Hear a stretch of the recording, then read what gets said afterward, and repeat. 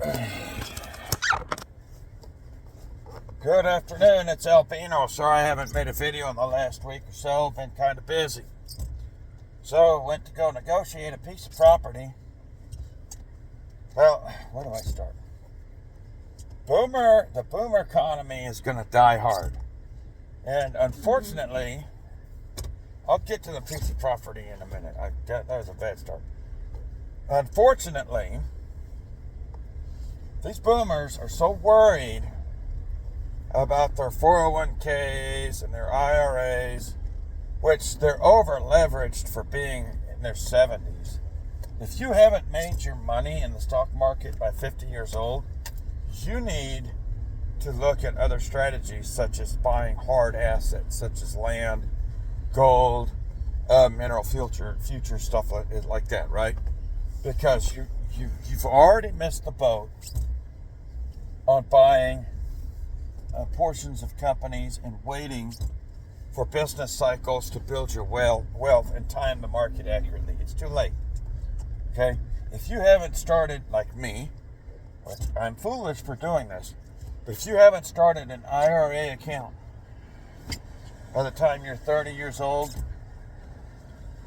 or 35, 40 at the latest, it's too late. You need to look at other options, right? So these boomers are still really heavy into the markets. So, when Trump, which I'm still really angry at him for blinking on a lot of these tariffs, I think with X literally blowing him up, he's going to reverse course on that and stay to his guns. We need the tariffs. We absolutely do. And okay, yeah, they're going to go back and say, well, during the 20s and 30s, the tariffs at that time made things worse and was a contributing factor to World War II, so on and so forth. That's not true. What made the Great Depression worse is the same thing that is making this depression worse. And oh yes, we are in a depression and have been since 2007. We never recovered from the GFC. We only papered over it. Now, if you doubt me on this, y'all need to go listen to people like Mitch Vexler or Melody Wright or Real Estate Mindset or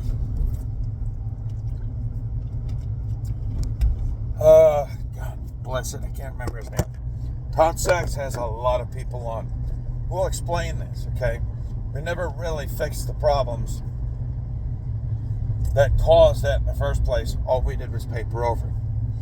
Even President Trump, maybe not directly, but indirectly through the people that he had working under him in his first administration, still papered over it.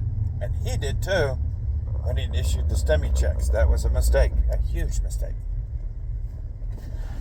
Usually when a recession hits, you've got something wrong with either assets or the money supply or credit.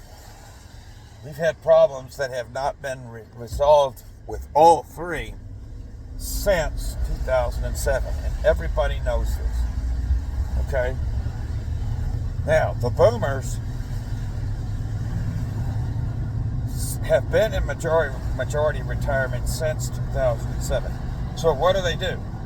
Instead of allowing the market to correct itself, and then maybe they can get even more on the backside, all they've done is prolong the problem and paper over it, by which they can falsely recoup their paper assets and keep this bubble going until they die off.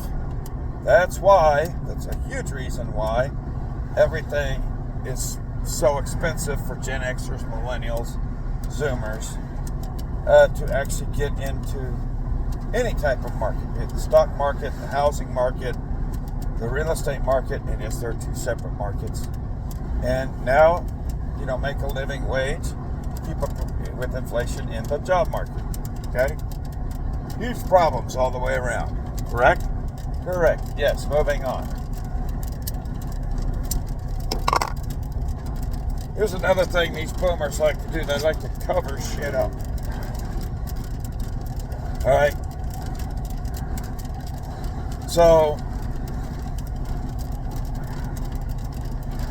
even if it's shit that's not their shit, but it's just shit, they absolutely, because they're one-dimensional thinkers, you absolutely cannot have an in-depth conversation with them at all. I have had several, or attempted to have several in-depth conversations with boomers. They have preconceived notions by the propaganda that they're fed, largely through mainstream media, and all they do is get like the 30-second or the 2-minute bites. That's how their minds are trained. If you watch boomer media, if you've been watching boomer media, like I have, since the 1970s when I was a little kid, okay, everything's like down into like a 2-minute, 3-minute bite on the news, right? So it's almost like they say that Gen X and millennials and Zoomers have ADD. No. That's a whole generation of NPCs that have ADD. You cannot carry an in-depth conversation with them for more than 2 minutes at a time on a topic, and if you start drilling down into it and getting into specifics and into the mechanics of it, you lose it.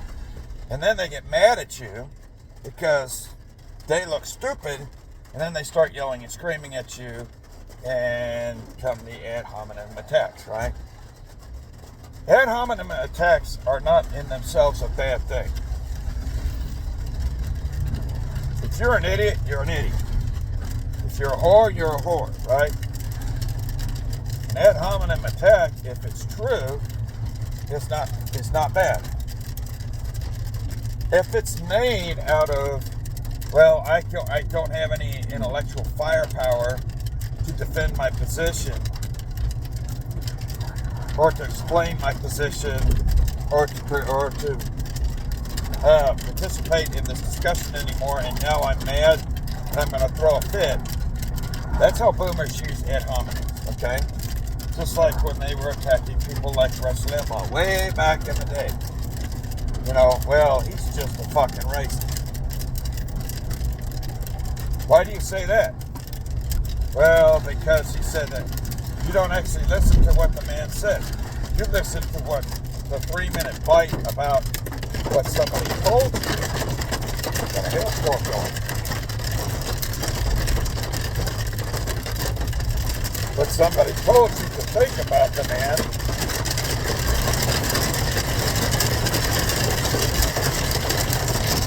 Here.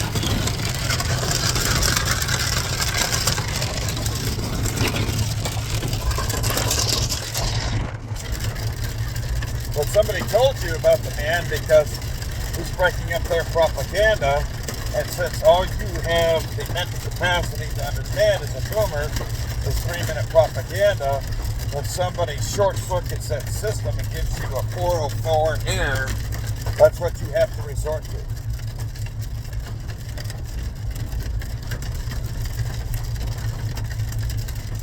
This week, and I should sue the fuck out of this woman. Should sue the fuck out of her, but I'm not going to, because she's going to die poor and lonely because she's an idiot.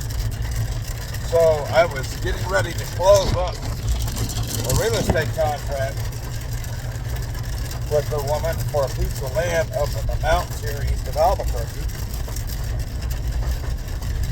Had everything set up in place, getting ready to do the money, sign the contracts, everything. And we got into a discussion, and apparently she's one of these lefty artists. She started coming down on Social Security, and I'm going to lose my Social Security, and Trump is evil because he's killing the economy and everything. So I was like, look, whatever, I'm a, And I was like, look, let's have a rational discussion about it. So I started explaining to her about, like the Social Security is being pulled away from non-citizens or it's being garnished for those who owe like government debts, like for example, people who are on Social Security who never paid back federal student loans or something like that. She started going in on the economy, and I said, look, I said, you know, and I didn't say to boomers, because obviously you don't know your audience. I was like, our society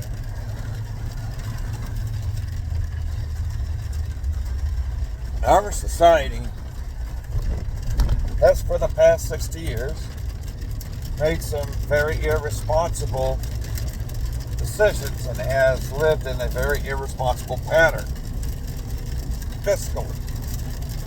We're trying to set aside personal beliefs. We're just having a fiscal discussion, right?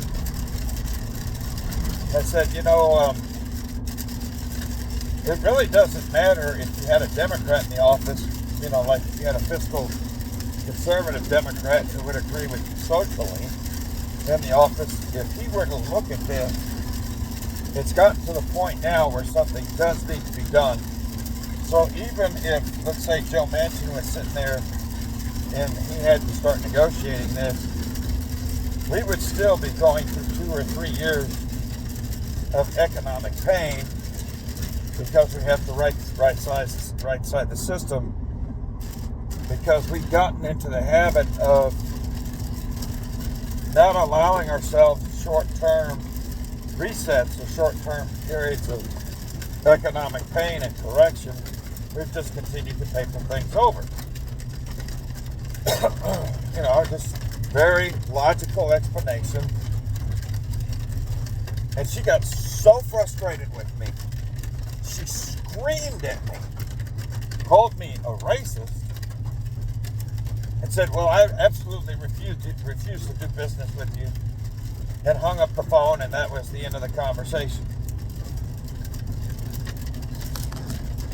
Called me a racist when I'm dating a Native American, an African American, black woman, and we're trying to negotiate property for our future, right? And I'm a fluent, like, wow, I'm a racist, right? The other day, this is how stupid these boomers are. This is what we're fighting against, I think.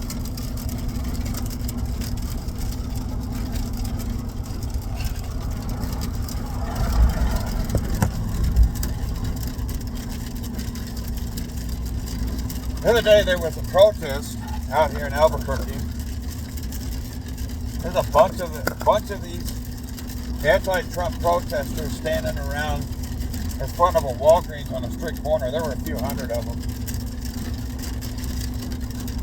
And all of their signs looked like they were written by like the same people. And every single one of those protesters with their little 2-bit slogans was 65 and over. So I was off work, so I pulled over and I started talking to them and asking them why, you know, what makes them believe the things that they believe. And they were giving me a bunch of bullshit shit answers. So I started challenging their beliefs with logic. And this old big ass boomer man comes up to me and he's like, if you don't stop, we're going to have a problem. I'm like, what? But you better shut up. And he swung on me. I stepped back from him. I'm like, I should have recorded it. I said, sir, I don't care if you're a senior citizen. You do that to me one more time, and you're going to the hospital.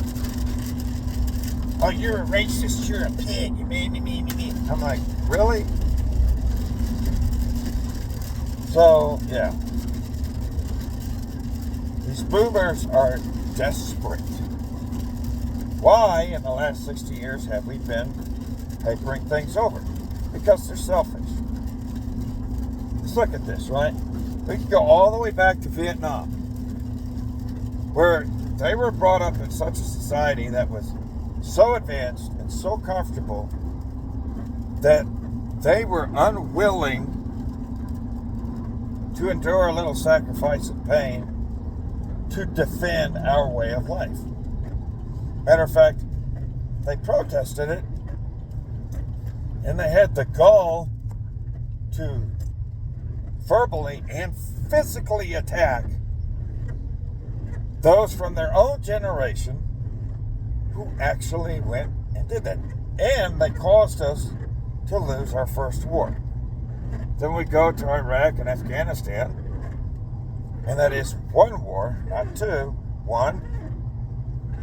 And because they don't have any understanding or stomach to see a fight through, even though they didn't fight that war, they caused us to lose it.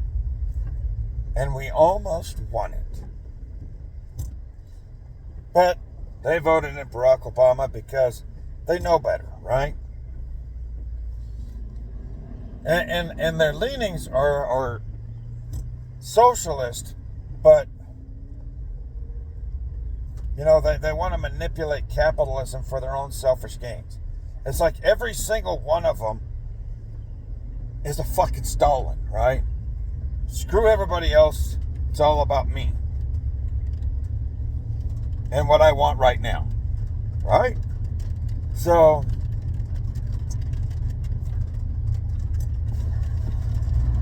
they suck as communists, and fascism is a form of communism because even though fiscally communism is very leftist and liberal, if you look at how communists lived, they didn't tolerate the whole Skittle Squad bullshit and everything else. They only tolerated it enough to disrupt society so that way they could take it over. And then everybody was locked into norming conforming, and they did everything that somebody else said, and it was not liberal. Okay? So they suck as communists. They're so pathetic, they'll destroy the system that gave them life on easy mode, slam the door shut on everybody behind them, and they don't even know what it's like to live as a communist. And if they tried, they would fucking fail at that too. They just suck.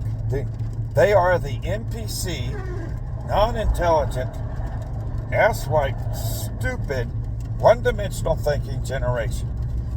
And the way that they have lived their lives collectively for as long as they've been in control of society since the late 1980s has really, it's really almost destroyed this country. When Ronald Reagan left office in 1989, after all the defense spending that he did to defeat the Soviets, and we actually didn't go to war with them, but we just outspent them by building more and better equipment, as in, look, if you do try to do this, the pound. So we outspent them, right? After all of that, we only had $4 trillion worth of debt. $4 trillion. And then after he left office, we had a kind of an interregnum for 4 years, and Bush as vice president, which, God almighty, talk about a wolf in sheep's clothing. Makes John McCain look like a fucking saint. Then they voted in Clinton. They could have done Perot. He would have been a decent guy.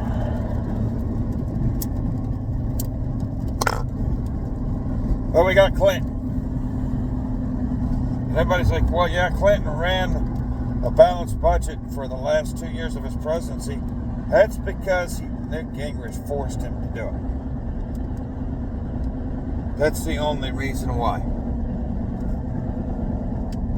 Other than that, no. Because before Gingrich forced his hand, he was going down the Obama-Biden path, for sure, and he still did in a lot of ways socially. So, they've pretty much been in control politically, socially, and economically since the late 80s, early 90s.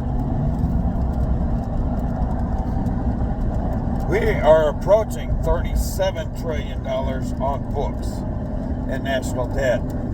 That's on books. Over $200 trillion in unfunded mandates. That's their legacy. Our society is falling apart. You cannot have a discussion with them. They're still claws in, trying to hang on to what control they have. They have had ever since, because they are spoiled brats, the anything goes mentality, where socially, economically, or politically, they will accept, tolerate, encourage things that completely destroy the society from the hearth of the home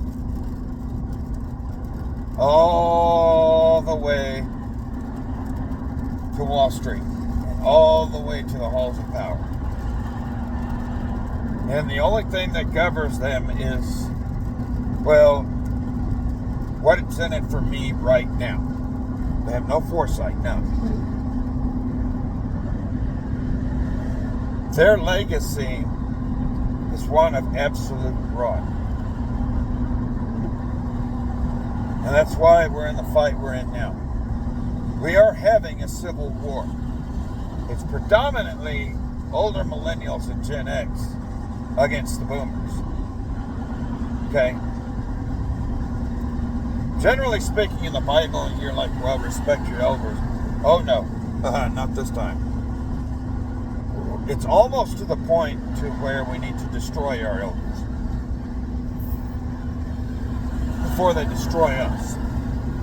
It's getting close to that point.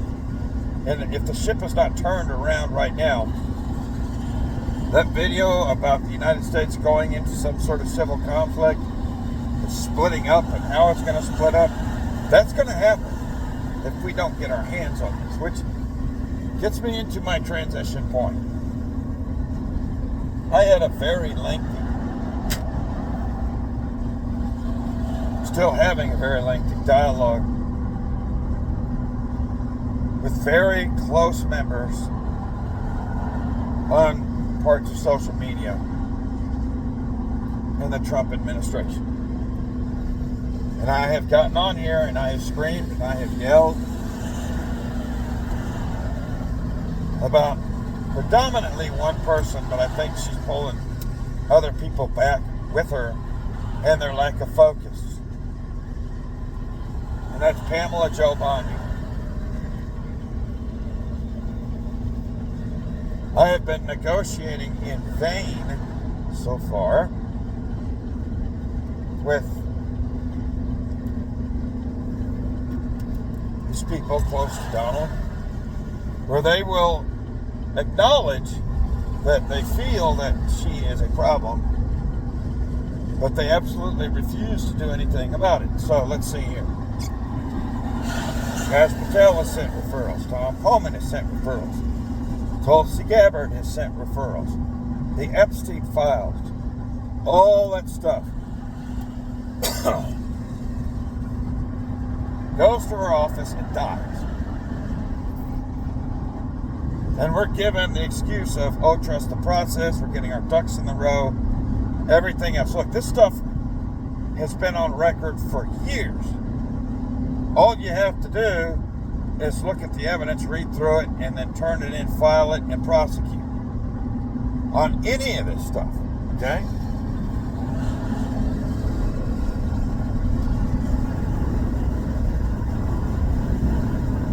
So, I was like, or the other excuse, well, the Southern District of New York has altered the files. And that I talked to this individual. I said, you know what?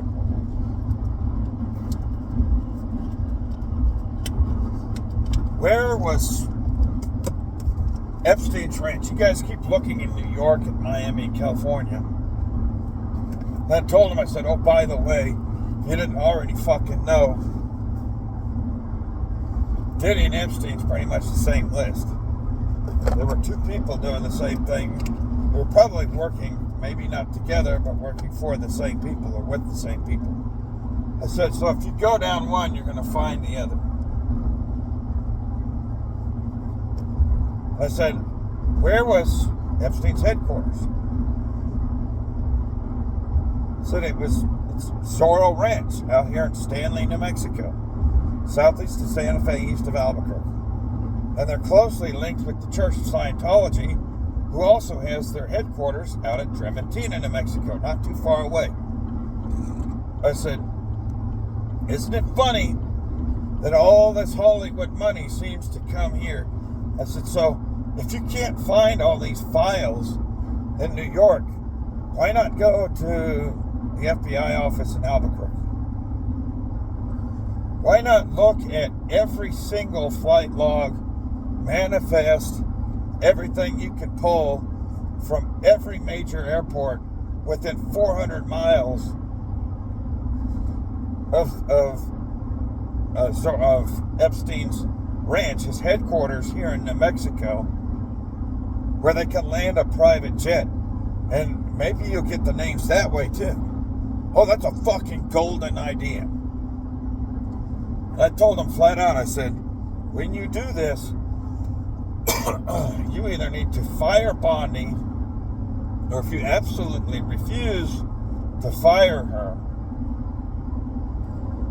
for whatever reason, you need to isolate her from this, and you need to put Giuliani as your special prosecutor. Or if you do choose to fire her, put him in that seat, because his expertise is busting up stuff like this, just like he did with the mob back in the 80s. And they're like, well, what a fucking great idea. Then I told him about, the thousands of missing Native American girls in Arizona, New Mexico, and Colorado.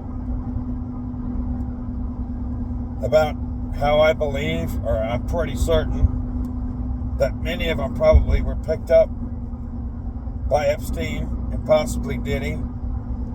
And because of the problems in Albuquerque and Denver, because of the leftist politicians here, who are now obviously controlled by the cartels, that many of those girls who are under the age of 18 are probably tied to that network, and were probably traded to the cartels one way or another and sent to Mexico. And I said, you guys need to go out, Donald needs to go out to Window Rock, Arizona, and meet with the leaders of the Navajo Nation and every other Native American tribe in Colorado, New Mexico, and Arizona, and put this together with them. We also had the discussion about giving them back their land and encouraging them to develop it, because guess what? Arizona, Colorado, and New Mexico have the largest pine forest in the United States. And maybe if we did stuff like that, maybe since they have a lot of that stuff on their federal reservations, that maybe once they actually owned it, we can incentivize them to go up and develop all those resources, as well as the oil, the gas, the uranium, the coal, and all that other stuff they got out there. And maybe housing prices will drop because it'll be cheaper for us to buy American lumber versus buying lumber to build houses from Canada and Mexico. And we all came to an agreement on this. So I double tapped the discussion this morning on BONDI, on Epstein, and all that stuff, and he's pushing back on me still. Like, God damn it. I told him flat out, I was like, look, Donald, you work for us. All right? And you keep asking me how I know. I said, number one, I was a truck driver hauling lumber for years. Number two, I live here, and I've spent most of my adult life in these 3 states, so I know exactly what's going on here. I see it every day, okay? And your voters have been calling out for you for weeks because Bondi's office is a black hole that you need to get rid of her. Why are you stalwart in defending her and holding her in that position when it's patently obvious she's the problem?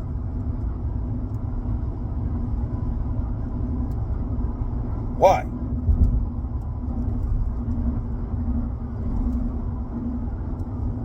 We're not negotiating with these, I said, what are we going to do? Have another 9 months of Fauci all over again? Because everybody was telling you to get rid of Fauci, and you refused to do it, and look at the fucking problems that guy caused. And by the way, why is he still walking around free? Where's his paperwork on Pam Bondi's desk? And I told him flat out, I said, just like every single politician in New Mexico, both Democrat and Republican, that was in power here, while he was operating within this state, said nothing about Epstein and what was going on. She was active in Miami, Florida, or she was active in Florida when he was doing shit down there too. So there could be a very good reason why she's not acting, because maybe there's something going on where, you know what I'm saying? And they're, oh, well, that makes a lot of sense. It's like, well, fucking get rid of her then. She's the problem.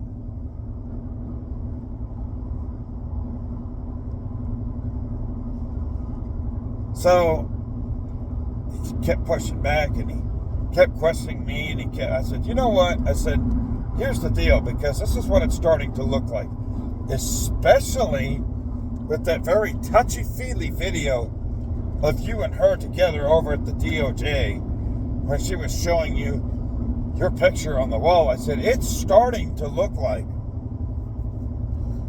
there might be a reason, a very personal reason, a very intimate reason why, in spite of all the evidence to the fact that she is going to destroy your entire legacy, you absolutely refuse to let her go.